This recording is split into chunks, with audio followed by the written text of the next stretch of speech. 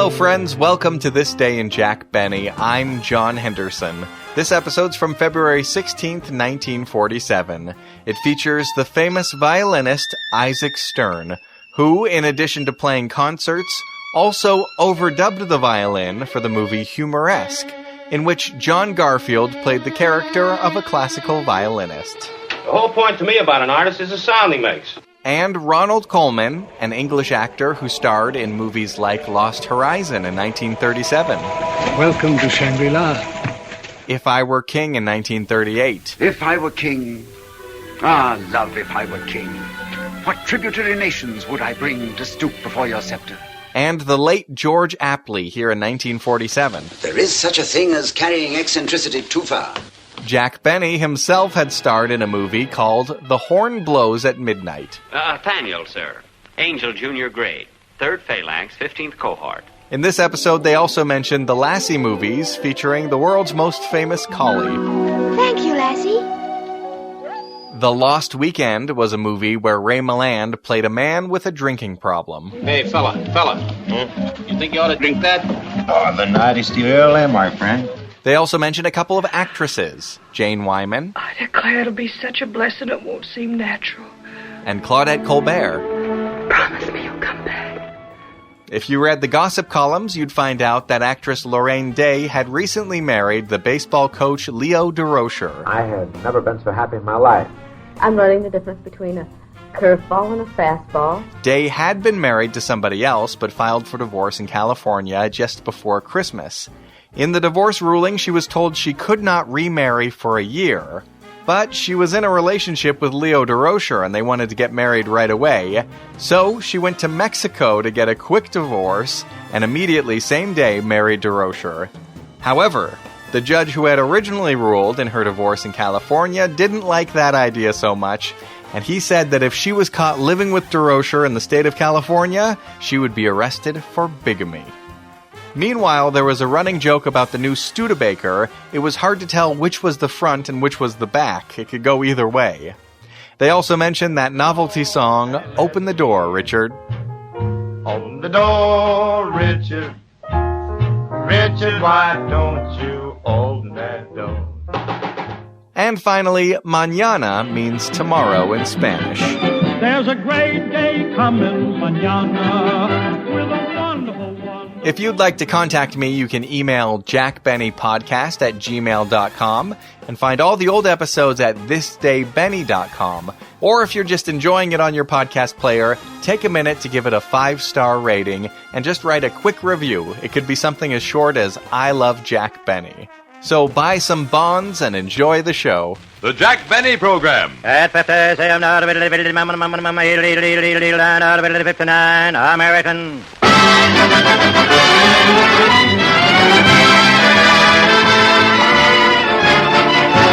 The Lucky Strike program starring Jack Benny with Mary Livingston, Phil Harris, Rochester, Dennis Day, and yours truly, Don Wilson.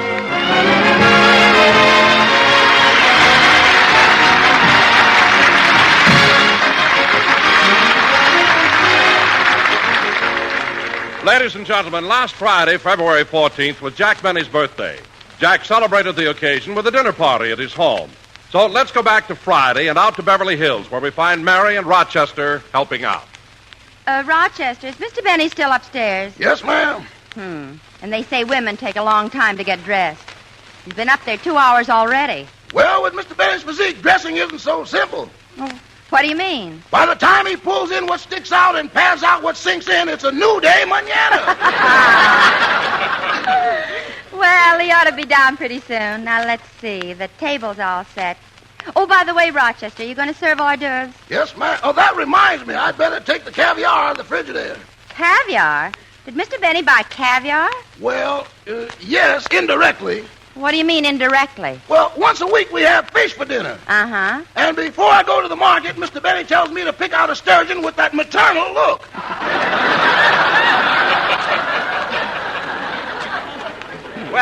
Well, Mary, I'm all dressed. How's everything going? Oh, fine, Jack. And while you were dressing, these telegrams came. I already opened them. You did? Well, read them to me. Okay. Dear Jack, sorry I won't be able to attend your birthday party as I have a touch of flu. Signed, Jane Wyman. too bad. Here's another. Dear Jack, sorry I won't be able to attend your birthday party as I have a touch of grip. Signed, Claudette Colbert. Gee. Oh, here's another. Dear Jack, sorry I won't be able to attend your birthday party as I have a touch of distemper. Signed, Lassie. Well, then we can leave the bone in the soup. Is that all? No, there's one more. Oh, this one's from Leo DeRocha. Oh, Leo, huh? Yeah, he says, Dear Jack, I'm sorry I can't bring my wife to your birthday party as I'm a single man in California. Gee, that's a shame. Anyway, I'm sure the party will be a success. I'm having Isaac Stern and Mr. and Mrs. Coleman. Rochester, what are you doing? I'm putting the champagne labels on the 7-Up.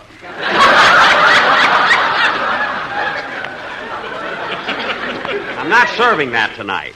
I'm having still wine. Which do you think would be better, Mary, red or white wine? Oh, I don't know. What are you having for your meat course? Oh, I'm having a manche de boeuf, Bordeaux sauté.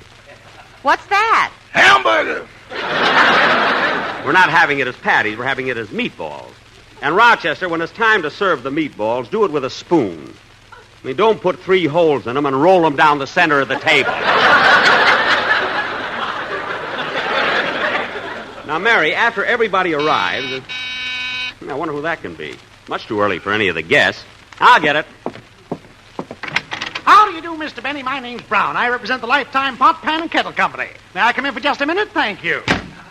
Look, This is my assistant, Joe Davidson. Oh, glad to know you. That goes double. Now, look, fellas. Now, Mr. Benny, as you are one of the leading citizens of Beverly Hills, we have selected you as the man who should have our first post-war demonstration given by the Lifetime Pot, Pan, and Kettle Company. Well, that's very nice, we but plan to show you beyond a shadow of a doubt the superiority of our product over every other competitor in the field. What about it, Joe? That goes double. Look. The purpose of our visit is to come into your home and put on a dinner the like of which no king has ever eaten. Look, gentlemen, I'd like to talk to you about this some other time. You see, today is my birthday, and I'm having some guests over for dinner. Did you hear that, Joe? What a coincidence. Mr. Benny, in 1 hour, we can have ready for you a complete 7-course dinner. I know. A prime rib roast, baked Idaho potatoes, carrots, peas, and everything to go with it. You'd fix all that for me? What will it cost? Not a dime, Mr. Benny, not a dime. This dinner is put on absolutely free through the courtesy of the Lifetime Pot, Pan, and Kettle Company. Well, that sounds reasonable. Jack. Quiet, Mary. Fellas, what do you get out of it? Mr. Benny, after you have tasted food that's been cooked in a Lifetime pot, pan, or kettle, you'll never want to be without them. Isn't that right, Joe? That goes double. Mary. I answered for Joe. He fell asleep. Oh. Well, Mary, what do you think about it? Oh, Jack, you can't do a thing like this. You're having important guests like Isaac Stern, one of the world's greatest violinists, and Mr. and Mrs. Ronald Colman. There's nothing to worry about. We drive our truck around to the back door, we prepare and cook the food in your kitchen, and your butler will serve it. You see, Mary, there's nothing to it. Go ahead, fellas. The kitchen is yours. Good. Mr. Benny, you're a man with a head on your shoulders. That goes double. What? Come on, Joe. We got a job to do. Say, you know, Mary, this is going to... Jack Benny, you ought to be ashamed of yourself. Mary, what are you worried about? We'll be getting the best food possible, and nobody'll know. After all, nothing's too good for the Colmans. They're probably getting dressed for my birthday party right now.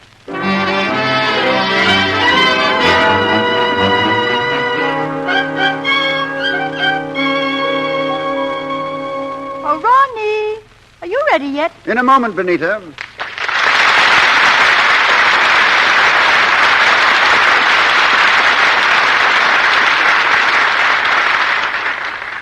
What are you doing? I'm just looking through this medical book. Let's see. Arthritis, asthma, athlete's foot, blisters, beriberi, croup, colic, erysipelas, fever, gout, goiter, gangrene. Oh, darling, we've used all those excuses. This time we'll have to go. Yes, I guess we'll have... Oh, wait a minute, wait. Here's one I overlooked. Distemper. No, knowing Benny's friends, one of them must have used that. By the way, Benita, what birthday is Benny celebrating? He's 38. 38? 38, indeed. Imagine him saying he's only 2 years older than I am.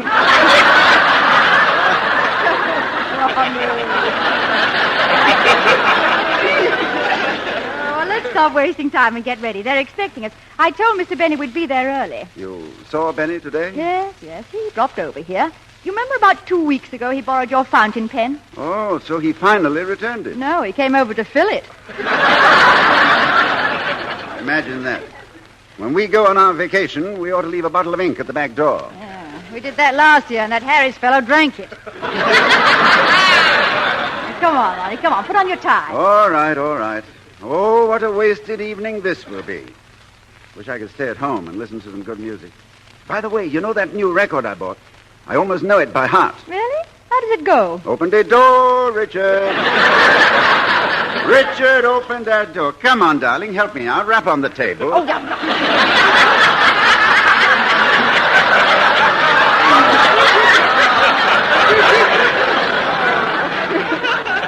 Stop being so silly and get dressed. All right. You know, as long as we're going to Benny's party, I think I ought to change my shirt. What's wrong with the one you have on? It's clean. Then why change it? My dear, have you ever seen Benny eat soup? Soup? He puts a spoon in each hand and goes after it like a mix master. All right, darling, let's go. Now, we must try and be pleasant. I do hope you remember Mr. Benny's friends. Let's run over them once more. Who is Don Wilson? He's the fat one. And Phil Harris? The one with the blue lips. Oh, yes. The ink was indelible. Now, Dennis Day. Oh, he's the silly one. That's right. And Mary Livingston? She's the normal one. Good. How she ever got mixed up with that bunch of schlemiels, I'll never know.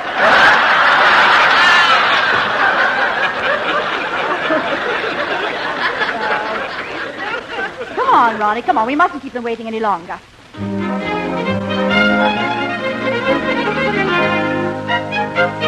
Jack! Oh, Jack!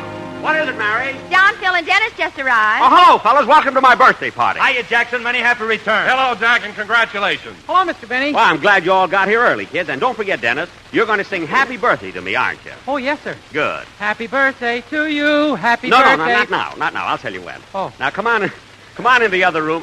Phil, I can hardly believe my eyes. What's the matter, Jackson? The way you're dressed. Patent leather shoes, white tie and tails. Yeah, and get a load of these white gloves and that cane over my arm. Yeah, but Phil, where'd you get that black eye? I never should have passed that pool room dressed like this. Well, anyway, Phil, you do look nice. Shall I serve the cocktails now, Mr. Benny? Not yet, Rochester. We'll wait until Don, don't mess around the table. We got everything set just right. I was just admiring it, Jack. It looks wonderful. But what's the idea of having that bed sheet over those 4 chairs? Those aren't 4 chairs. What? That's a bench we lifted from the bus stop. Oh. Jack, you did Mary, it. it's only for a little while.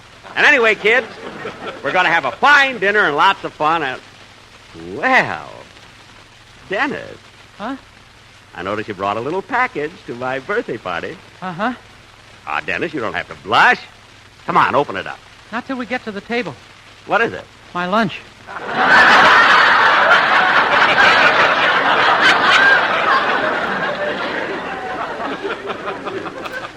After all, it is my birthday. It seems that somebody could have brought me Jack, something. I brought you something. Look, a birthday cake. Huh? Well, isn't that beautiful? A birthday cake with 38 Lucky Strike cigarettes on it. Isn't that wonderful? Don, what's the cake made out of? It's made of that fine, that light, that naturally mild tobacco. No, Don. They're Don, so the cake. round, so firm, so full. Don, I know about the Lucky Strikes. I mean, how about the cake? No, thanks. I'm on a diet. Oh. Anyway, it's nice of you to put 38 cigarettes on it. Say, Jackson, who are you trying to kid with that 38 stuff? You're a lot older than I am, and I'm 35. Happy birthday to you. Dennis, Happy quiet. birthday. What'd you say, Phil? I said that I'm 35 years old, and I don't even show it. What are you talking about? You've been studying music for over 35 years. He doesn't show that either. I agree with you. 35. When is your birthday, Phil? Well, I was born April the 21st. That comes under the sign of Taurus, the bull. What does that mean? People born under Taurus are usually handsome, popular, and have nice, stable manners. Oh, Harris, with material like this, you better make money fast, kid. You're not kidding. Taurus, the bull. Mary, what were you born under? Elsie the cow. Elsie the cow? It happened in a boarding house. Oh, Olivia, to think your sister Babe nearly took your job away from you. Mary, another joke like that, and you'll be asking Babe for her autograph. And this is nothing to kid about. The zodiac is a very interesting subject. It most certainly is, Jack. You know, I was born under the sign of Leo, the lion. You were? Dennis, what sign were you born under? The picket sign. My mother was out on strike.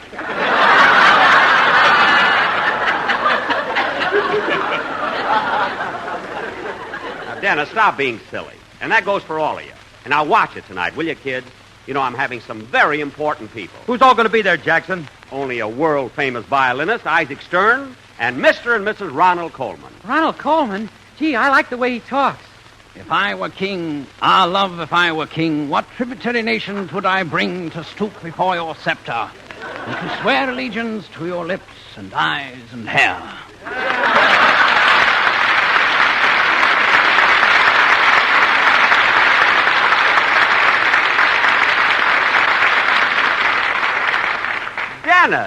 Dennis, you sounded just like him. That was very good. Thank you, Benita. All right, Dennis, all right, that's enough. Huh? Now, kid, remember what I told you. Rochester, see who's at the door, please. Yes, sir. Oh, good evening, Mr. and Mrs. Coleman. Good evening. Hello, Manchester. May I check your wraps, Mrs. Coleman? Oh, I didn't wear any. It's so warm out. How about your hat, Mr. Coleman? No, I didn't bother with a hat living so close. Oh, well, would you like $1 worth of nickels? Nickels? I think the slot machine's about ready to pay off. Why, Ronnie, Benita, welcome to my birthday party. Well, congratulations, Jack. Many happy returns. Thank you. Come on in the other room. You know my associate. Well, if it ain't the kid from Shangri-La. Hello, Ronnie. What do you hear from the High Llama, bud? Phil, the party just started. Control yourself. Here's Mary and Don Wilson. It's nice to see you again. Hello, Mr. and Miss Coleman. Hello. Well, Ronnie, you don't know how happy I am that you and Benita came to my party. It's a pleasure, I'm sure. It's a pleasure, I'm sure.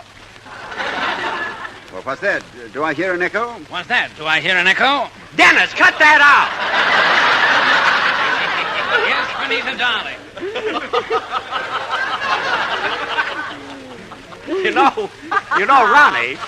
Ronnie, you'll have to excuse Dennis. He always likes to imitate famous people. You know, it's amazing, but sometimes it can be embarrassing. Mrs. Coleman, here, have a piece of Jack's birthday cake. Oh, thank you. Yes, and here's an ashtray. I mean, a fork. It's very good, you know. Ladies and gentlemen, Mr. Isaac Stern.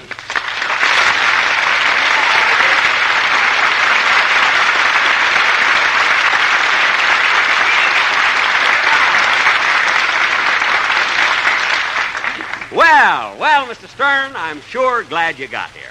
Come on in and sit down. Thank you. I'm so tired of standing. Standing?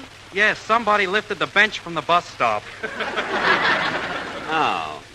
If that sheet's got a hole in it, we're dead. Quiet, Rochester. And Mr. Stern, you know my gang, Mary, Phil, and Don. Oh, yes. Hello. Hi. Nice to see you. I don't believe you've met Dennis. Dennis, this is Mr. Isaac Stern. How do you do, Dennis? I've listened to you many times on the air, and I've enjoyed your singing very much. Dennis, the man paid you a compliment. Huh? Say something. Happy birthday to you. Happy birthday. Dennis, no, not yet. See, Isaac, he's a little excited because it's my birthday. And now, Mr. Stern, I want you to meet two very charming people. They're very, very close friends of mine. In fact, we're neighbors. Mr. and Mrs. Ronald Colman. Well, this is indeed an unexpected privilege. Thank you. I feel the same way. In fact, had we known you were going to be here, we wouldn't have hesitated about coming. Ronnie! We would have come earlier. Yes. Yes. Mr. Stern, we haven't seen you since your last concert at the Los Angeles Philharmonic, and it was really thrilling. Yes, it was really wonderful. Mr. Colman and I were there that same evening, and we were simply carried away. Yes, Mr. Stern, I particularly liked the way you played the Mendelssohn Concerto. I never heard anyone else do the Allegro so molto appassionato. Well, I think that particular movement called for molto appassionato rather than a more reserved approach. Well, I thought... Oh, shut up.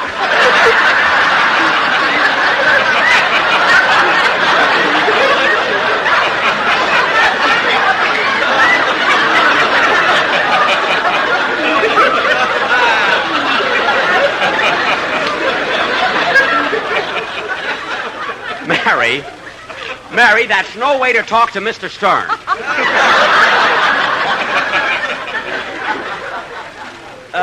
Mr. Stern, you know, I thought that the Mendelssohn Concerto could be played molto appassionato or allegro con moto. I mean, it could go either way, you know, like a Studebaker.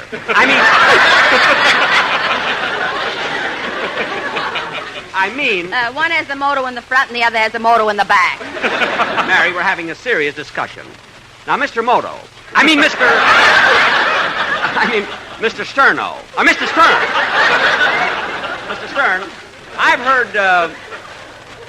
Mr. Stern, I've heard some violinists play the Mendelssohn Concerto molto appassionato and others play it andante. Well, Mr. Benny, that has been a controversial subject. I see. Mr. Harris, as a colleague and a fellow musician, what do you think? Look, Bub, don't let this monkey suit I'm wearing fool you. Phil, please. Oh, Mr. Benny, dinner will be served in a few minutes. Thank you, Rochester. And don't forget to serve the caviar first. No caviar tonight, boss. Why? That Sturgis's name was Louis, not Louise.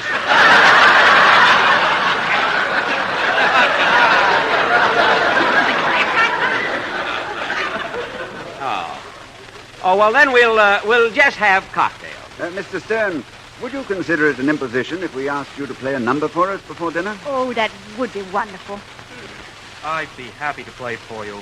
As a matter of fact, sheer coincidence, of course, I just happened to bring my violin and accompanist with me tonight. My birthday, they could have at least asked me. I would have refused anyway. Who's going to take that chance? Never mind. Is there any composition you'd care to hear in particular? Mr. Stern, in your repertoire, do you happen to know Open the Door, Richard? What? Ronnie, how can you suggest such a thing? Mr. Stern, there's one number I always love to hear on the violin. It's the Wieniawski Concerto. Oh, that's my favorite number, too. How about it, Mr. Stern? Oh, I'd be very happy to play that.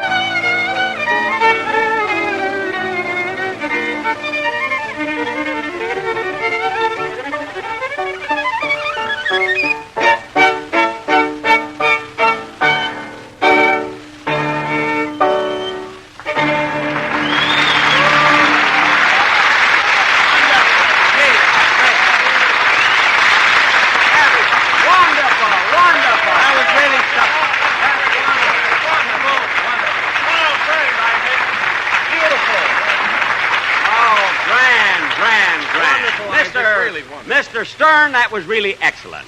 John Garfield couldn't have played it better. Jack, if you're referring to the picture Humoresque where John Garfield was a violinist, Mr. Stern did the playing. Oh, yes, I should have known. You know, Mr. Stern, it's wonderful how in pictures they can always get somebody to do something for somebody else. In Lost Weekend, Phil Harris did the drinking for Ray Milland.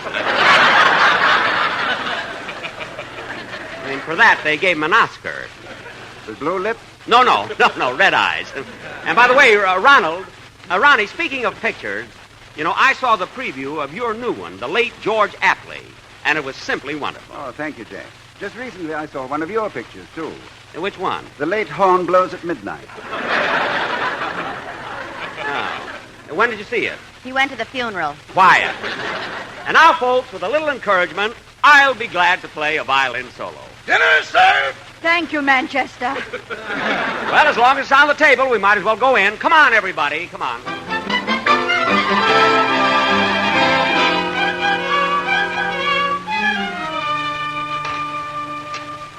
Hey, Jackson, this is the best grub you've ever had at your house. Yes, Jack, I've never tasted such good food. Yeah, what food? These things melt in your mouth. Dennis, those are ice cubes. Anyway, I'm glad you're all enjoying it. After all, it's my birthday, and I thought I'd go all out. You're not out a dime. Mary, please. Hey, Jack, this roast beef is simply delicious, isn't it, Benita? Yes, I wonder if I dare ask for some more. Certainly there's more where that came from. Rochester, more roast beef, please. Yes, sir, yes, sir. Anybody want more butter for their baked potatoes? Yes, bring in more butter. Ronnie, Yes? slip the sugar bowl in your pocket. It's ours. Anybody want more bread, carrots, peas? Ronnie, what are you doing? Emptying the sugar out of the bowl. Oh, you needn't bother. That's ours, too. Mr. Stern, why don't you put down the violin and eat something? I thought somebody might ask me for an encore. Oh, we'll have that after dinner. You know, Benita, I think we've had Benny wrong all the time. This dinner's simply wonderful. Now stop talking and let me eat. Gee, I'm full. Me too. Oh, come on, don't stop. Now eat some more. No, Jack, I couldn't eat another bite. And I'm not one to make speeches. But if I were king, love if I were king. I'm sorry. Jack, after this marvelous dinner, I want to tell you how much we appreciate your inviting us here. My pleasure, I'm sure. And Jack, this being your birthday, I want to take this opportunity of wishing you many, many happy returns. Happy birthday, Jack. Speech? Well, my friends, I'm so happy that you could all be here tonight on my birthday. I'm glad you enjoyed the dinner. And I hope that next year All right, folks, you've all had a chance to taste the food. Now listen to me. What? This demonstration dinner was put on here tonight free of charge by the Lifetime Pot, Pan, and Kettle Company. Wait a minute. Quiet, Bob. Get that goes double. Demonstration dinner? The Lifetime Pot, Pan, or Kettle is Look, available Mr. in 8 Brown. different sizes, ranging in price from $1.50 to $4.75. Come on, Benita, let's get No, out of you here. don't. Hey, Joe, lock the door. Lock the door, don't you dare. This is an outrage. We're going. Going? There's one like you at every demonstration. You bloat yourself on free grub, then you want to leave. Joe, lock the window. Now, wait a minute. I knew this Now, would here's happen. an important fact about the Lifetime Kettle. It's stainless steel. It's sturdy. I'll show you. Not on my head. Come on, Benita, let's go. Wait for me. Ronnie, Benita. Mr. Stern, you can't go. Don't go, please. Wait. Look, Mary, it wasn't my fault. Honest, kids, I didn't know this was going to happen. Phil, you know I... Look, kids, answer me. Somebody say something. Happy birthday to you.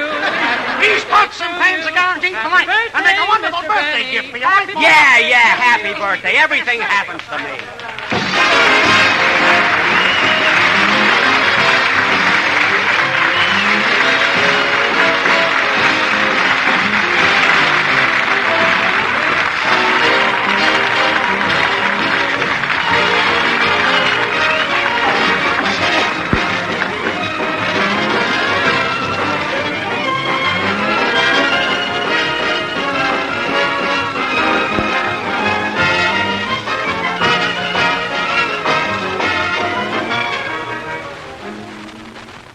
Ladies and gentlemen, savings bonds are vitally important to the nation's battle against price inflation and for the future and welfare of us all. It is important that we continue to build financial security for ourselves and for our children. Protect your future. Buy extra bonds now. Thank you.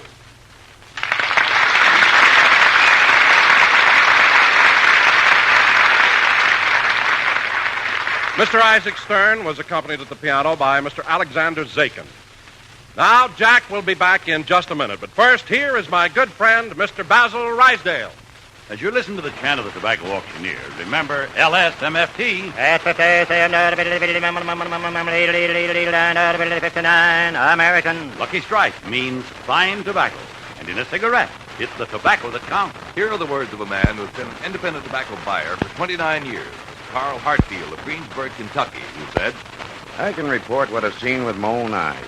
At auction after auction, I've seen the makers of Lucky Strike buy fine tobacco. Good, ripe, prime leaf. Tobacco that's got real smoking quality. I've smoked Luckies for over 28 years. Yes, season after season, independent tobacco experts like Mr. Hartfield can see the makers of Lucky Strike consistently select and buy that fine, that light, that naturally mild tobacco. fine, light, naturally mild tobacco. Real Lucky Strike tobacco. LSMFT. Lucky Strike means fine tobacco. For your own real deep-down smoking enjoyment, remember. LSMFT. Lucky Strike means fine tobacco. So smoke that smoke of fine tobacco, Lucky Strike. So round, so firm, so fully packed, so free and easy on the draw.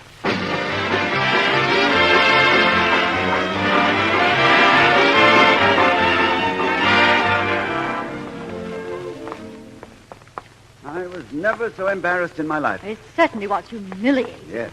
And I had to play my violin here. I tried to anyway. What an evening. But you know, Benita, that was a delicious dinner. And I was just thinking, you know that little party we're giving next Saturday? Yes. Do you think those men would... Ronnie, you wouldn't dare.